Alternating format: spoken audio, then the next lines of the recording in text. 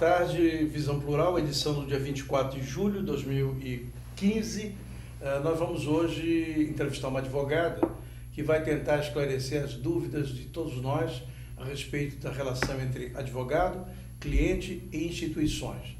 Numa época em que nós vemos que o advogado pode tudo e às vezes não pode nada. Bem, Maria Luísa Vaz de Almeida Andrade é um nome enorme para uma advogada. Olha lá o olho dela. Esta que é a nossa vítima de hoje, tá certo? Vamos ver se ela conseguirá responder as nossas questões e também vamos ver se a Carmen Gomes, essa loura que aqui está, vai trazer perguntas substantivas. Bem, Maria Luísa, diga uma coisa. O advogado hoje e sempre foi uma figura importante na sociedade brasileira, porque a sociedade brasileira sempre foi uma sociedade calcada na relação jurídica, isso desde o tempo dos portugueses. É fácil ser advogado ou não? Depende do ponto de vista. Essa pergunta é uma pergunta capciosa, perigosa e um tanto quanto difícil de responder. Não é fácil ser advogado.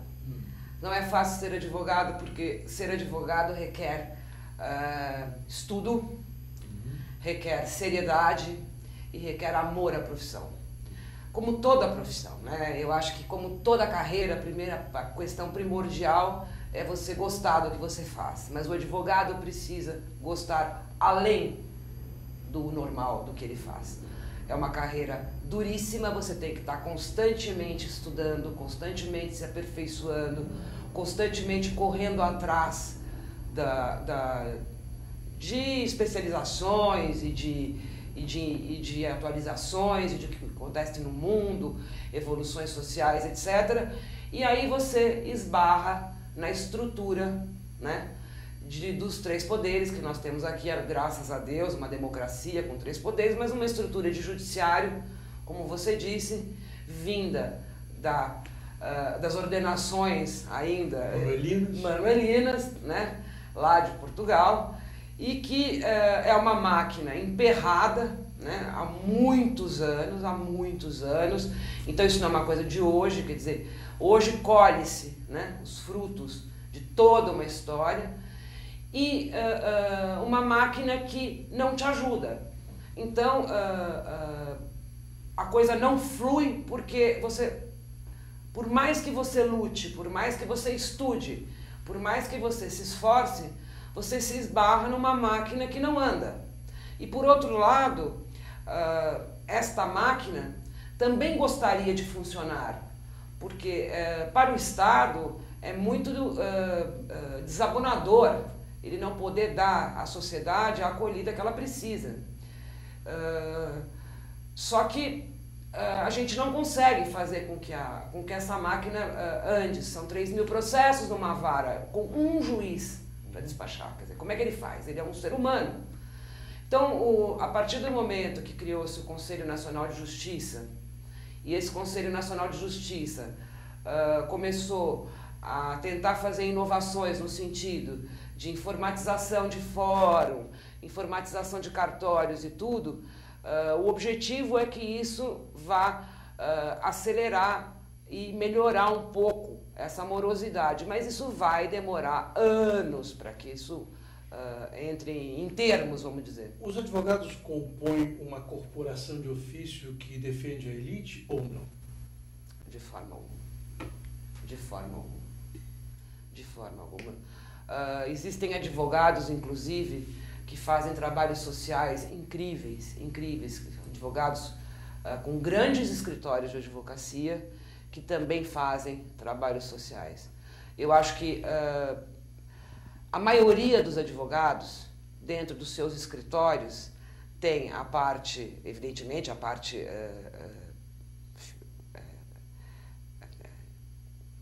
negocial, né, da coisa, e tem a parte social também. A advocacia, se você for pensar, a advocacia é a única profissão que está na nossa Constituição prevista como uma função social, né? Então é uma coisa que nos dá muito orgulho. Qual é modernamente, qual é o grande avanço da sociedade brasileira em termos jurídicos que permite com que vocês, advogados, possam arbitrar algumas questões que estavam pendentes pela lei estar muito retrógrada em relação às mudanças sociais que vêm ocorrendo? Desculpe. Vamos pensar o seguinte: antigamente você tinha problemas sociais muito pontuais. Sim. Mas a Constituição tinha uma leitura, vamos chamar, arcaica. Sim. Quais são os temas modernos que foram atualizados à relação da interpretação jurídica e o que a sociedade esperava? Bem, hoje a gente está sob a égide da Constituição de 1988, que é uma Constituição que foi feita pelo saudoso e falecido Ulisses Guimarães. Na verdade, foi ele quem idealizou essa Constituição. Que era advogado. Que é uma Constituição chamada nossa Constituição Democrática, né? Que veio depois com o movimento das diretas já, né? Com a emenda Dante de Oliveira foi feita essa Constituição, porque vivíamos ainda uma ditadura. 46 também. E na interpretação da Constituição de 46, que era um pouco antiga. Só que aí que eu ia chegar, essa Constituição, chamada de nova Constituição, a nossa Constituição Democrática, ela veio com alguns avanços e com alguns atrasos. Porque quando ela foi promulgada, ela tinha uma redação de alguns anos atrás ainda. Algumas coisas foram adaptadas, outras ainda continuaram arcaicas. Então, assim, na minha visão, ela teve 3 coisas muito importantes. A primeira foi a equiparação da família, né? Hoje nós temos uma família constituída, a família hoje ela é uma família múltipla, né? Você não tem mais aquela família, o homem, mulher e filhos. A família é uma família múltipla, ela pode ser composta de homens, mulheres, e ela não tem mais aquela discriminação de ser uma família católica, né, como previa a religião. Uma outra grande inovação que ela trouxe foram as liberdades individuais, né? Hoje você tem a proteção dos seus direitos e garantias individuais, como você não tinha antigamente, as inviolabilidades, o dano moral, a proteção à pessoa, a proteção ao seu direito à honra, à sua imagem. Isso tudo era previsto na jurisprudência, mas isso não estava textualmente ainda previsto. E questões econômicas, né, como o direito das instituições como o legislativo e o executivo serem monitorados, não é a palavra, serem checados, verificados, né, pelos órgãos competentes, pelos tribunais de contas e toda a força que tem esses órgãos gestores e esses órgãos que antes não tinham, né? Esses órgãos, nós vivíamos num momento de ditadura sem direito a absolutamente checagem e verificação de nada. Então eu acho que essa Constituição trouxe, e sob o meu ponto de vista de atuação, que eu sou da Comissão da Mulher Advogada da OAB, eu sou uma advogada de direito de família e de direito civil, mas basicamente atuo nessas áreas estritamente, ela trouxe para a área de família uma grande evolução, que ela hoje a mulher e o homem têm direitos iguais, nós temos as uniões homoafetivas, nós temos a adoção de crianças por uniões, por casais que vivem uniões homoafetivas, hoje nós temos a alienação parental, que é uma coisa que não existia antigamente, hoje nós temos o abandono afetivo, que também não havia antigamente, de pais por filhos e de filhos por pais. Nós temos o direito hoje de pais pedirem pensões a filhos, o que não havia antigamente. Antigamente você só tinha o direito do filho pedir a pensão ao pai, né? Hoje se regula também muito a questão do idoso. Quer dizer, a Constituição abriu, a igualdade que ela trouxe permitiu com que a jurisprudência evoluísse, né, e fossem feitas leis ordinárias esparsas, né, com base nessa jurisprudência, que permitiu que hoje a gente tenha mecanismos e legislações ordinárias que possam nos proteger e proteger a sociedade, que evoluiu e precisa dessas proteções para que as pessoas tenham os seus direitos e garantias. Vamos ver agora uma pergunta da nossa Carmen Gomes, que é quem representa aqui os internautas. Ela vai perguntar coisas específicas que interessem a você e a nós todos. Como membra da Comissão Mulher Advogada da OAB de São Paulo, a doutora sente que ainda há preconceitos com relação à mulher advogada ou isso já ficou para trás? Olha, eu estou formada há 27 anos, Carmen. Me formei em 1987, né? Eu vou dizer pela minha experiência, tá? Ainda há preconceito, mas melhorou muito. Melhorou muito. Para você ter uma ideia, hoje as mulheres são a maioria no mercado de trabalho de advogados jovens. Mas de advogados mais antigos, ainda a maioria são homens.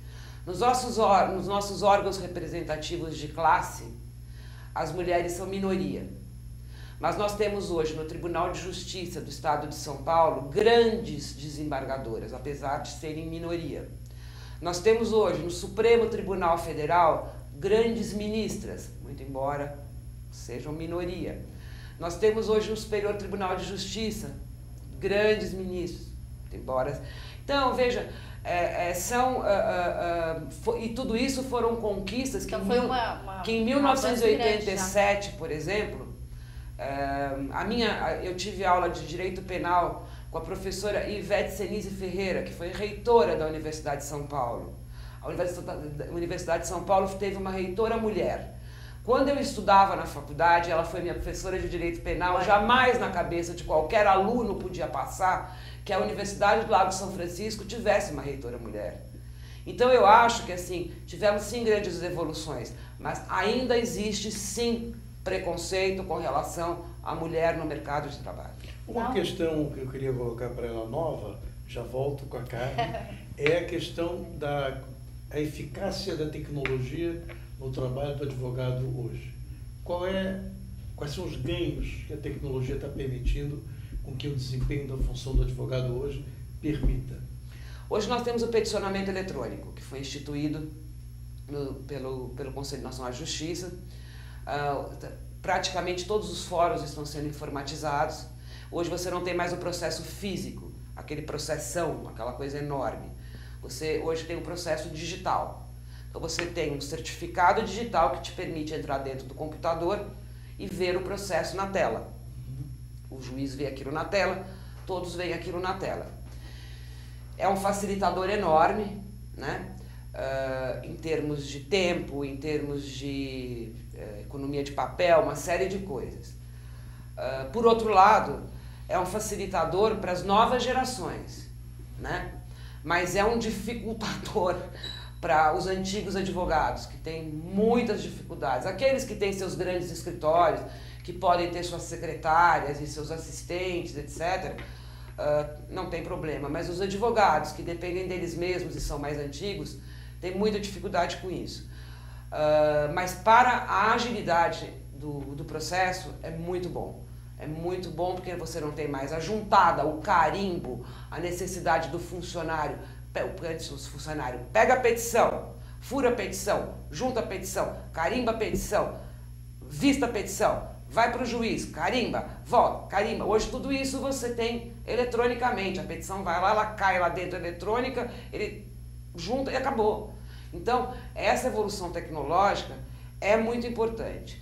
Por outro lado, a evolução tecnológica faz com que as redes sociais, né, Facebook, Instagram, WhatsApp e todas essas redes sociais e esses meios, faz com que isso vire alvo tanto positivo quanto negativo.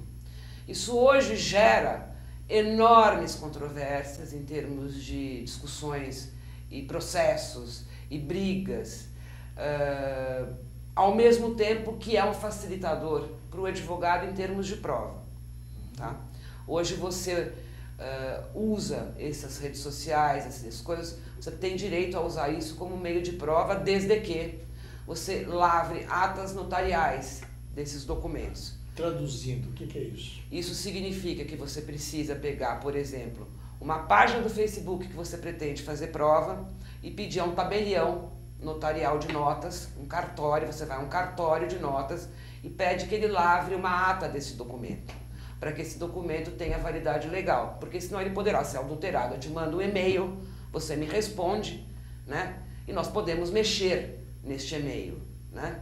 Ele pode ser modificado. A partir do momento que eu lavro uma ata sobre esse documento, ele é imutável. Então, para que os colegas saibam, quando quiserem fazer prova de documentação obtida pela internet, lavrem a ata notarial, senão não terá validade. Bem, ouçamos às 14h20 a voz de Carmen com mais uma pergunta. Na sua opinião, a justiça muito lenta, ela afasta os investidores,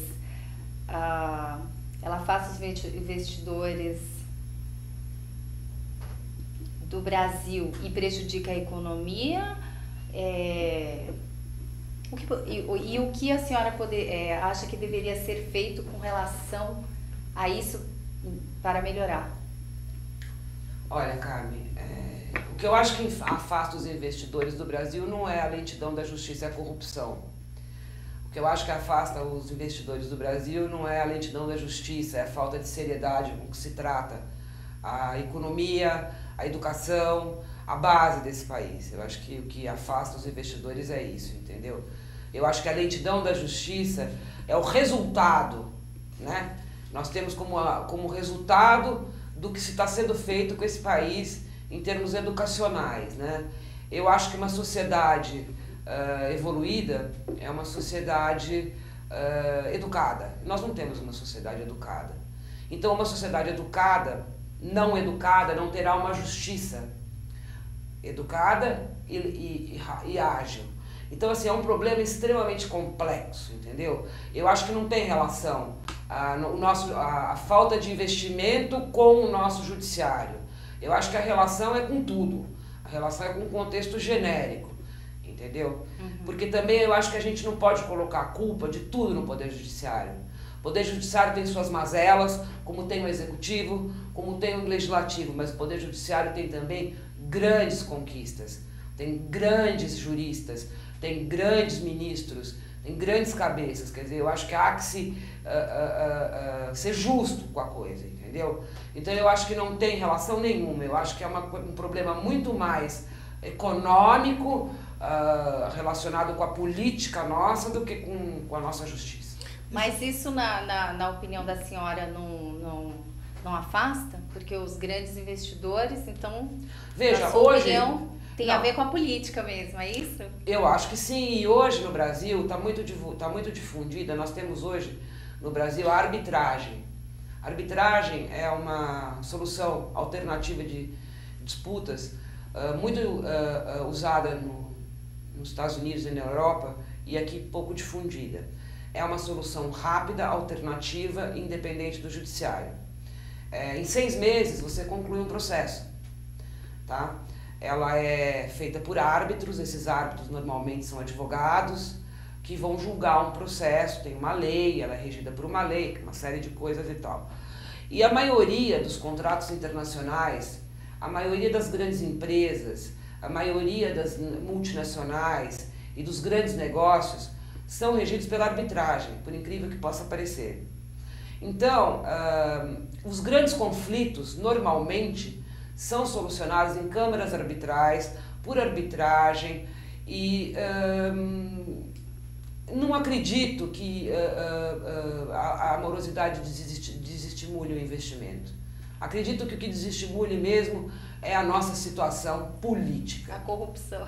Exatamente. Diga uma coisa, doutora.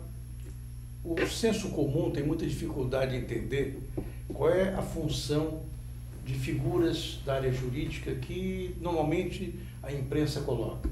Promotor, juiz, uma série de nomes, nomenclaturas da justiça que as pessoas não sabem interpretar. O que faz fulano, o que faz fulano, qual é a mudança, a relação entre um e outro. Isso fica cada dia mais complexo. E hoje em dia, com essa operação mediática do Lava Jato, que o Jornal Nacional faz questão de toda hora vazar, e eles têm muita noção na mídia, né?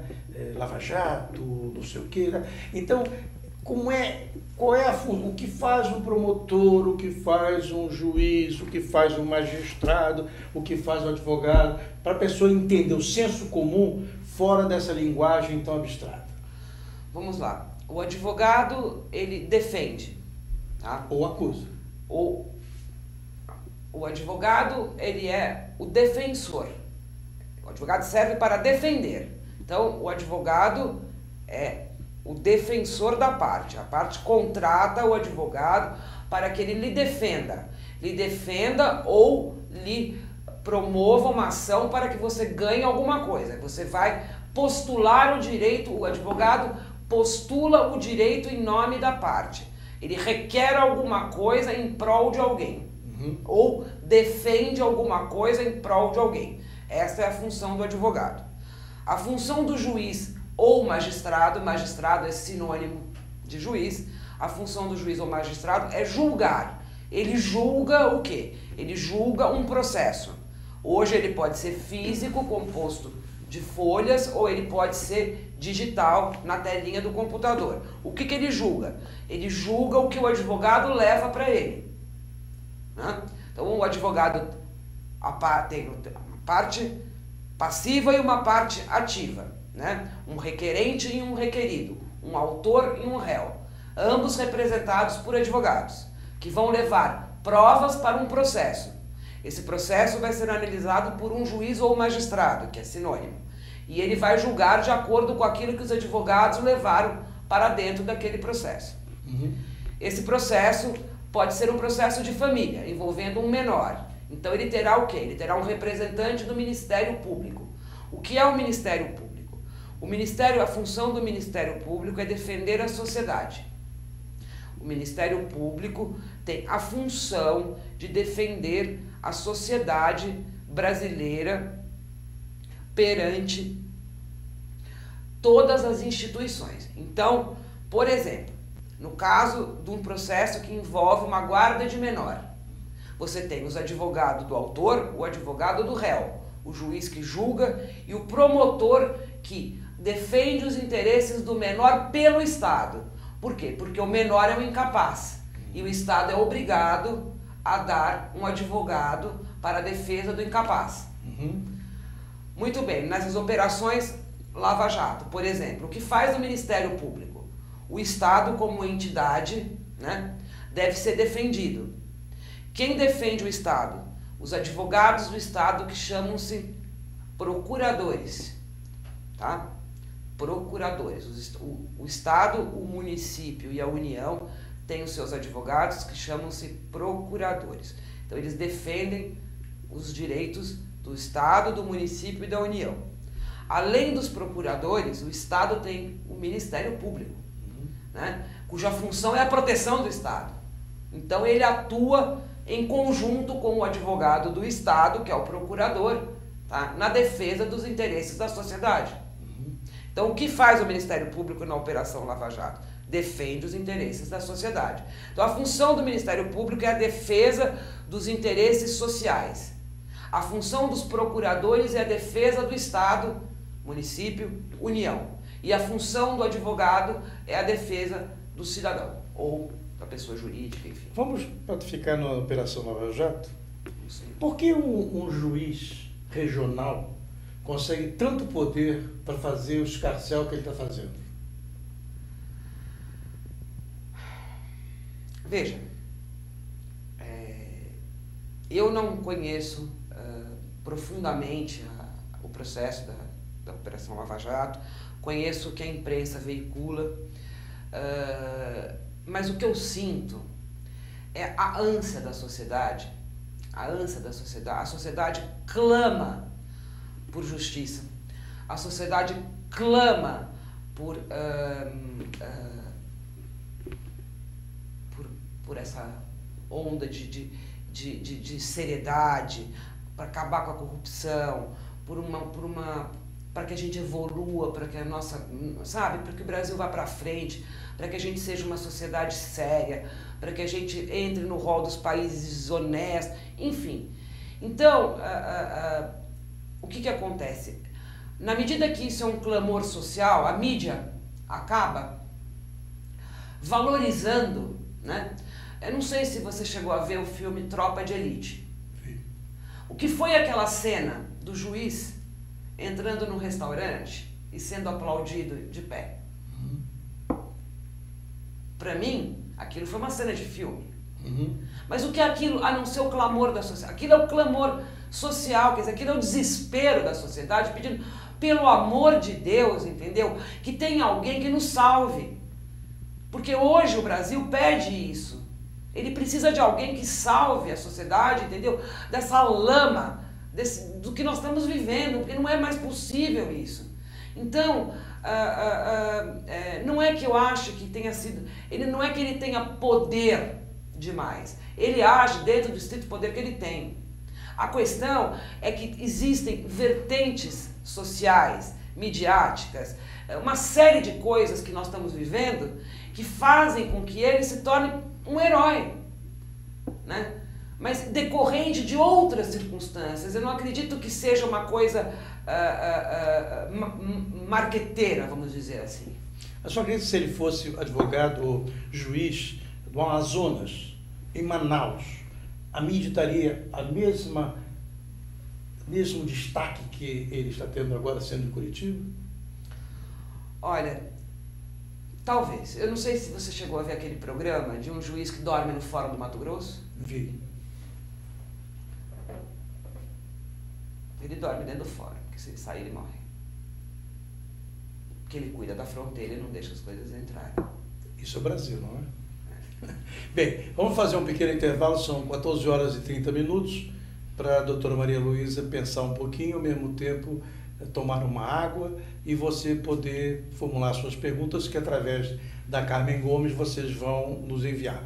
Voltamos já com a Visão Plural.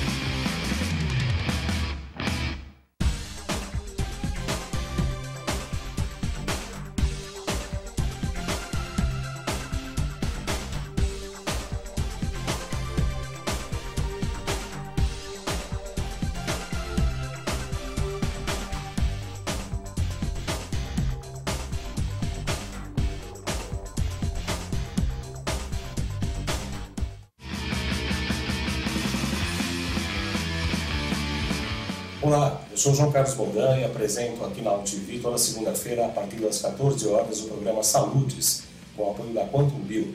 Falamos das medicinas ancestrais, como a acupuntura, que é a minha especialidade, mas também de medicina quântica, biorressonância, biofísica, para a qualidade de vida e saúde. Venha com a gente toda segunda, às 14 horas, aqui na UTV.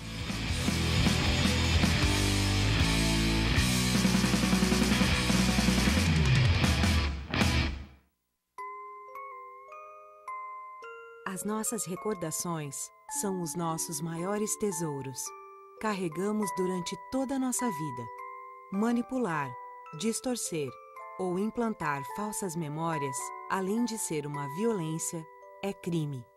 Somos responsáveis por esse tesouro. Não promova alienação parental.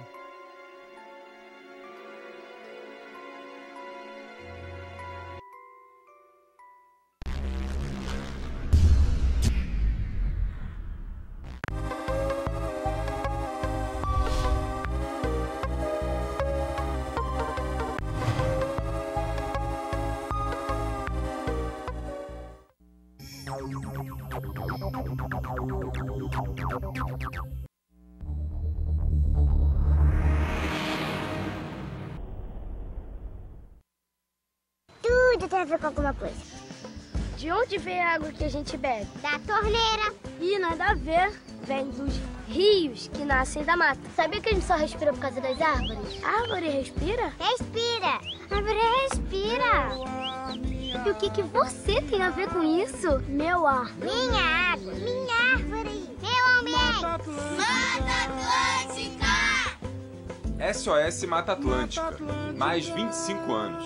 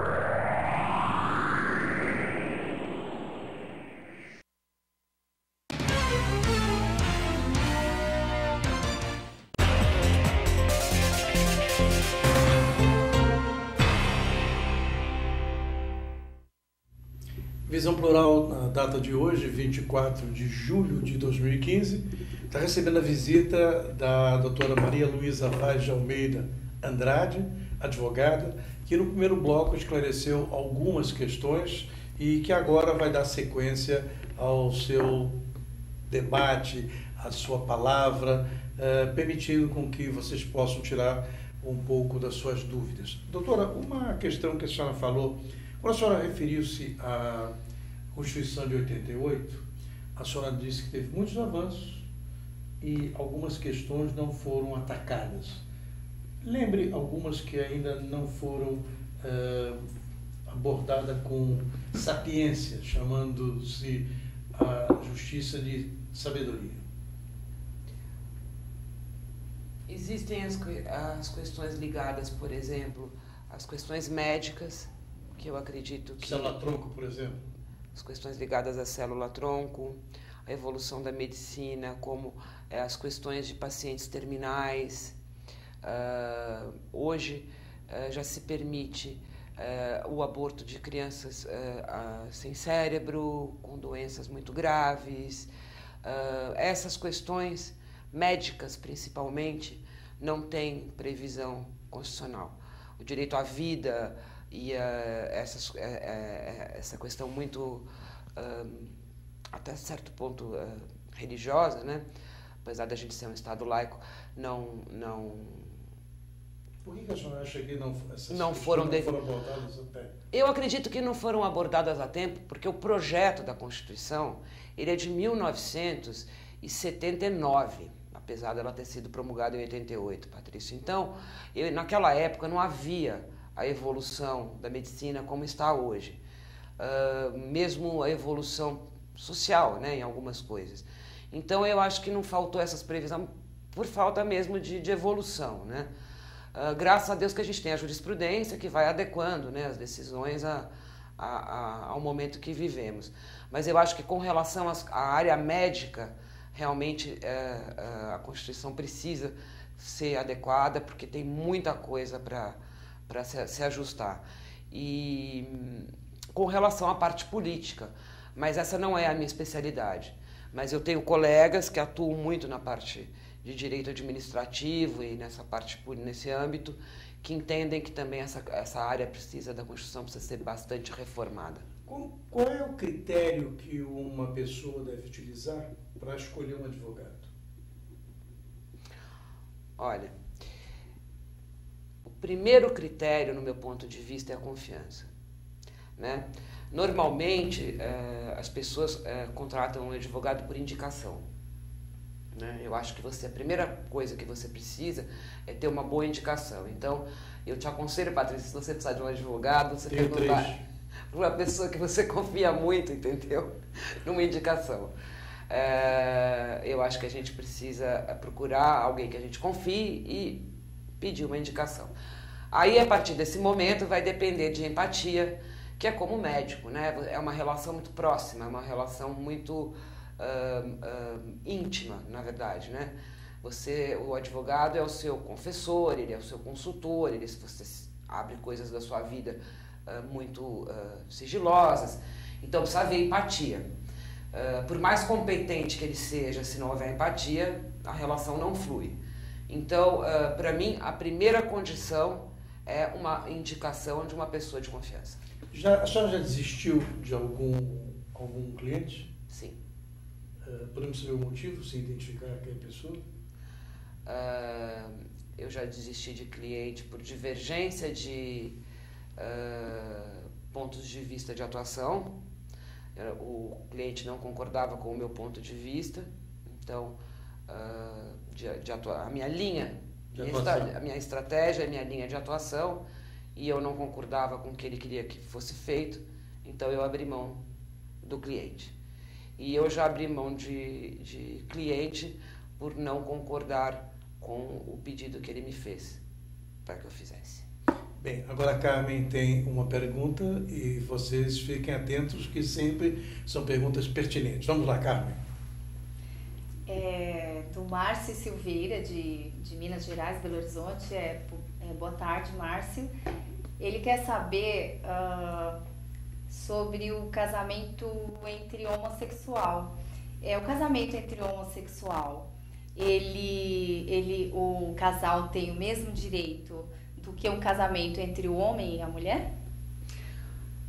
Veja, a Constituição, ela diz que o casamento é uma entidade, né, uma união entre homem e mulher, né? Mas, no meu ponto de vista, isso está completamente superado, tá? Com a edição da resolução do Conselho Nacional de Justiça em 2013, que equiparou o casamento constitucional ao casamento homoafetivo, no meu ponto de vista não existe nenhuma diferença legal. São exatamente os mesmos direitos e os mesmos deveres. Por isso que foi equiparado, tá certo? Você chega no cartório, você se casa e você tem o direito à pensão, você tem direito à partilha, você tem os mesmos direitos. Hoje existem os mesmos direitos de um casamento entre um homem e mulher, são aplicados às relações homoafetivas. E com relação aos filhos desse casal? Também. São também os mesmos? Hoje os casais... Eu digo com o casal homossexual tem todo o direito de adotar filhos, as adoções são plenamente aceitas, as crianças são muito felizes, eu mesmo já cuidei de adoções e conheço casais e é uma conduta normal, condizente com a evolução da sociedade, né? Uma coisa que tem que acompanhar. E a Patrícia de Portugal, boa tarde, Patrícia, ela também faz uma pergunta aqui, ela quer saber sobre no casamento entre hétero, né, normal, entre heterossexual, com relação às crianças, isso demora muito para a pessoa, que seja o pai ou a mãe, ter a guarda? É muito demorado esse processo? Não. Nós temos um mecanismo que chama-se medida cautelar. O processo cautelar ele é um processo de urgência, justamente para permitir que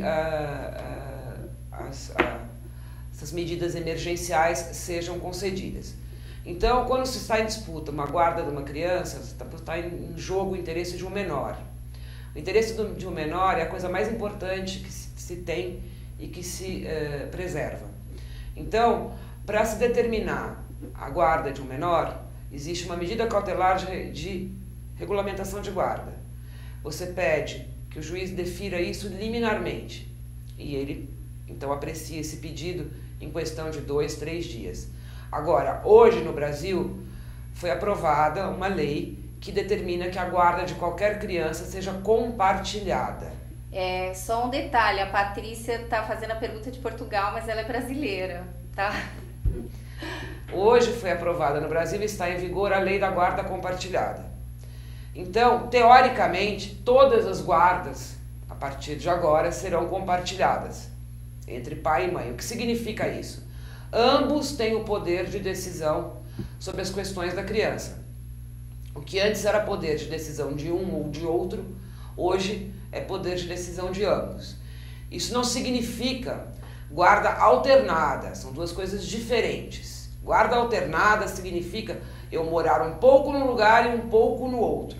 Guarda compartilhada significa que ambos os pais têm direito de decidir os destinos da criança. Ambos têm o direito de decidir em que escola vai estudar. Ambos têm o direito de decidir qual é o médico que vai consultar, etc. e tal. Muito bem. Isso, como regra, tá, funciona quando os pais se entendem bem. Quando os pais conseguem ter uma relação minimamente amistosa. Se pai e mãe não se comunicam, não se entendem, não têm minimamente uma relação saudável, essa guarda compartilhada ela entra em conflito. Porque não há diálogo, então como se entender? Então, cabe ao juiz analisar cada caso concreto e aos advogados levarem ao juiz em cada caso concreto as provas pertinentes para que essa guarda seja compartilhada ou excepcionalmente individual. Doutora, mas ela é rápida. É rápida, é aquela pergunta do tempo. A medida cautelar é rápida, ela pode ser conseguida dependendo do fórum, do local, etc. e tal, até 2, 3 dias. Doutora, nunca houve-se as crianças? Olha, Patrício, isso é uma coisa muito controvertida. Muito controvertida. Houve-se as crianças. Mas a gente evita ao máximo que se ouçam as crianças. A gente só ouve a criança mesmo quando existe uma extrema necessidade. Ou quando a criança pede. Porque, por incrível que pareça, existem alguns casos que a criança quer ser ouvida. E aí a gente ouve a criança. Mas poupa-se a criança na maioria das vezes. Agora, existem casos, por exemplo, em que há uma disputa entre pai e mãe pela guarda desta criança. Não acerta-se a guarda compartilhada e pai e mãe querem a guarda da criança. E a briga é entre pai e mãe, não a criança. Né?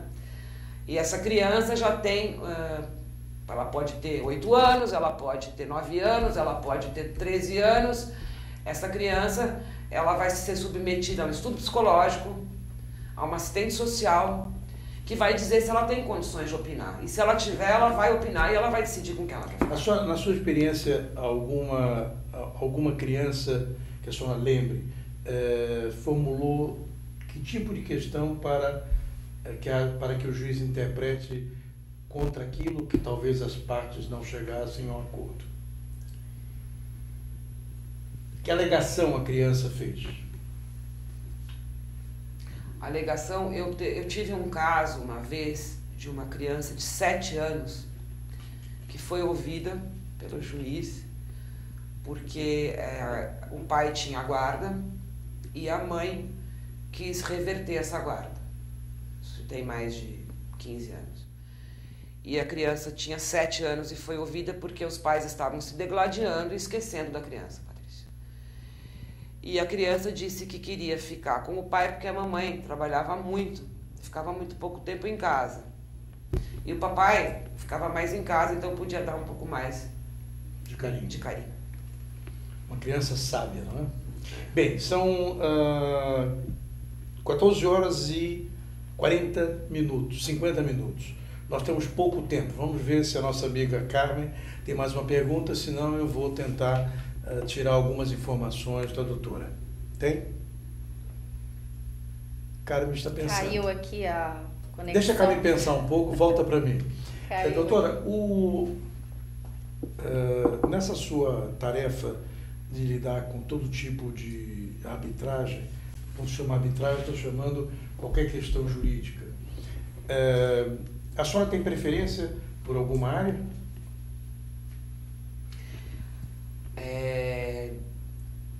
gosto muito da área de direito civil, a parte contratual, uma área que eu gosto muito, de elaboração de contratos, é uma coisa que eu gosto muito.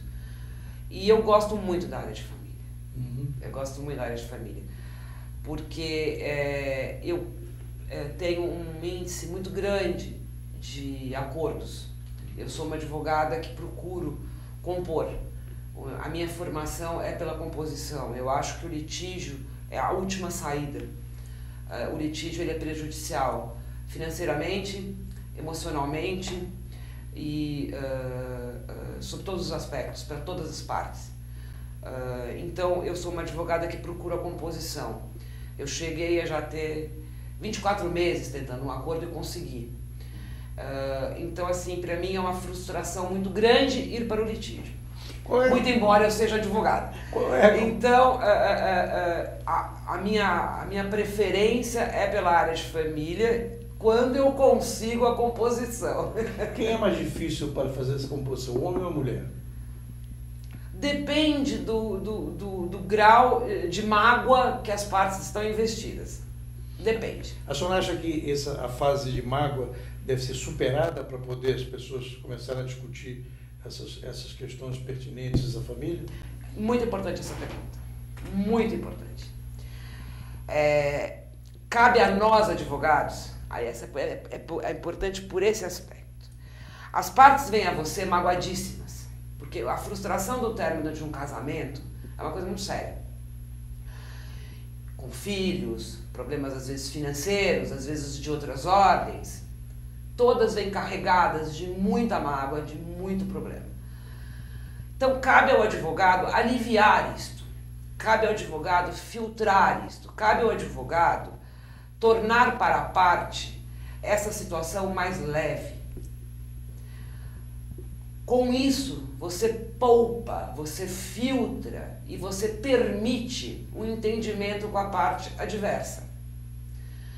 Se o advogado tem uma linha de atuação litigiosa, aquele ânimos litigante, o que ele faz? Ele acelera, ele valoriza toda esta parte de animosidade. E isso inviabiliza o entendimento. Claro. Então, é muito importante, seria muito importante, inclusive, nas universidades, que se tivesse uma cadeira de formação de mediação, conciliação e arbitragem, tá? Para que o advogado entenda que essas soluções alternativas, na verdade, elas não são soluções alternativas, elas têm que fazer parte da nossa formação. É importantíssimo. É óbvio que existem situações que não há outra saída no seu litígio, é óbvio. Inclusive existem direitos que são disponíveis que você tem que mesmo fazer valer. Agora existem outras situações, principalmente em se tratando de direito de família. Porque quando você trata de outro tipo de assunto, o litígio é um litígio diferente, né? E muitas vezes ele é inevitável. Agora, se fala de matéria, se fala de dinheiro, quando você está falando de negociações, de contrato. Agora, em direito de família é importantíssimo, entendeu? É importantíssimo que os advogados tenham consciência que é preciso conscientizar o seu cliente, entendeu? Que ele precisa sair daquela situação de envolvimento emocional, tentar ser racional e tentar lidar com o problema de uma forma, entendeu? Racional, para que ele se prejudique menos. Olha, nosso programa está chegando ao final, mas a Carmen tem uma pergunta e eu não vou acabar o programa sem que a Carmen manifeste a sua questão. Boa tarde, Wagner, e aos nossos internautas. Wagner de Fortaleza. Ele está perguntando se já houve casos da doutora num processo de separação e o casal mudar de ideia. Já. E eu passei uma vergonha danada. Danada, porque a impressão que fica ao juiz é que o advogado é que está forçando para o casal se separar. Na porta da sala de audiência, em São Paulo, com tudo pronto, o casal resolveu que queria pensar mais um pouquinho. Nossa. Porque quando o casal entra na sala do juiz, o juiz pergunta: vocês estão certos da sua decisão? E se o casal faz uma menção de dúvida ou mesmo de um semblante que é uma insegurançazinha, o juiz manda para casa de volta para pensar. Então entramos na sala do juiz, eu estava no começo da minha carreira, Wagner, portanto eu acho que tinha 4 anos de formada, e entrei com o casal na sala e o juiz perguntou às partes se elas estavam convictas da decisão. E o rapaz fez uma cara assim de meio tristonho, e o juiz disse, mas o senhor quer pensar mais um pouco? E ele disse, eu quero.